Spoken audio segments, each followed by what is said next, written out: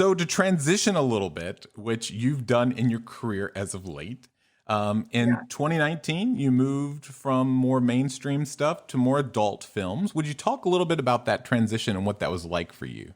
It was a very slow transition. There had come a time where after like all my successes when I was young, I felt very typecast in certain type of roles, and I wasn't able to break out from that, like in like casting directors' views or producers' views or whatever. It was always, you're seen as like Rachel from Boy Meets World, and Yeah. it's great. It's great that you have such notoriety and fame, but it's very hard to transition that. And it's weird at a young age to be like, wait a minute, I'm only like 23 or 20. I'm like feeling like I'm like typecast for the rest of my life.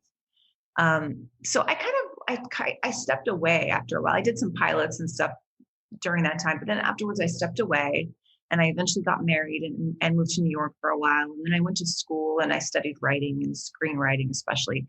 And I really thought that that was like the path that my life was going to take more, that I was going to like maybe do my own projects and everything. And um, so, but Girl Meets World came back. That was the trigger, that Girl Meets World was going to be the spinoff for Boy Meets World on the Disney Channel. And it really brought all the cast and stuff back together. We saw how much, Right. people loved the show. Social media at that time was just starting to blow up. Just Instagram was new still. I remember posting a picture from, because we had the cast came, some of the cast came to the pilot taping because we were invited to, be on the set and be with it, doing everything. But I posted a picture of me and Mr. Feeney, of course, Bill Daniels, and it went everywhere virally. It was just massively. And then we went to an Austin television festival, the HAX festival, and the photos from there went everywhere. And I had such a tiny little Instagram following at that Right. time.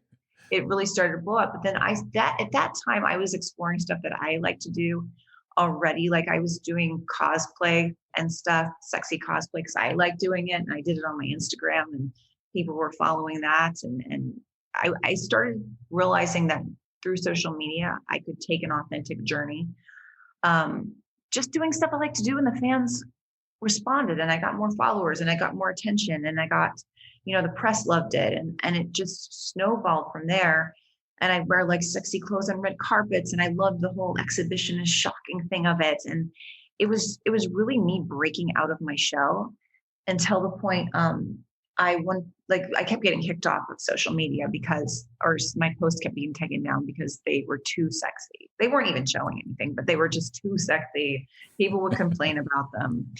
And so my fans were like, why don't you sell content? And I didn't even know what content was, really.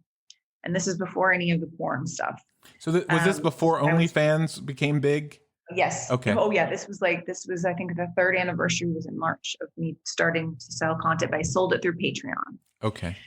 But I just did it on a whim, like saying, hey, maybe if some people want to see some Playboy pictures and style pictures of me and like sexy cosplay. And I had a massive, I had 2,500 people in the first week just being like, Wow. we want to see it. And it blew up. I became the #1 adult creator on Patreon that year. Wow. And adult to them wasn't full pornography, but adult is like nudes and stuff.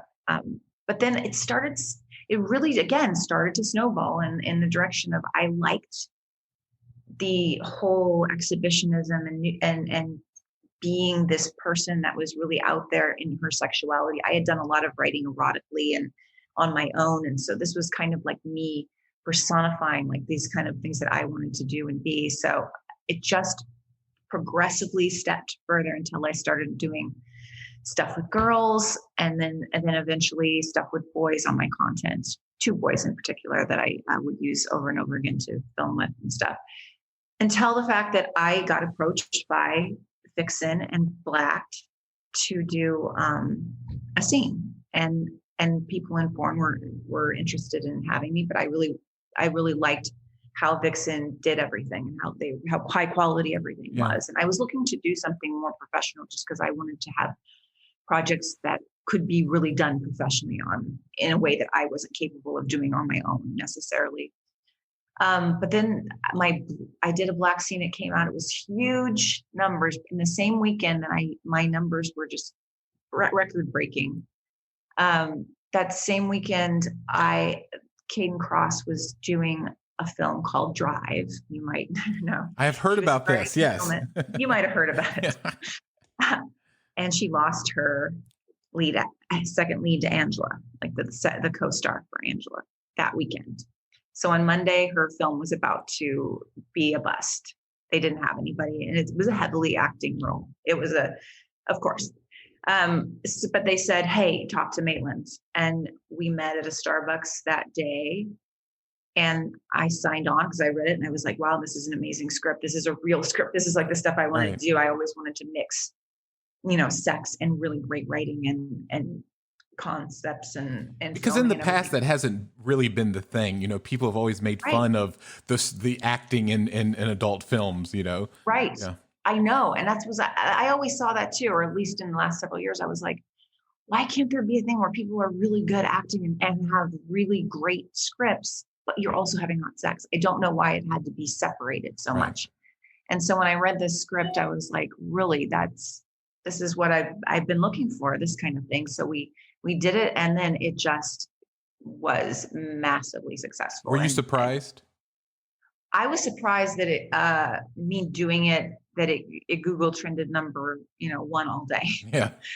All over the world. So it was the biggest press piece.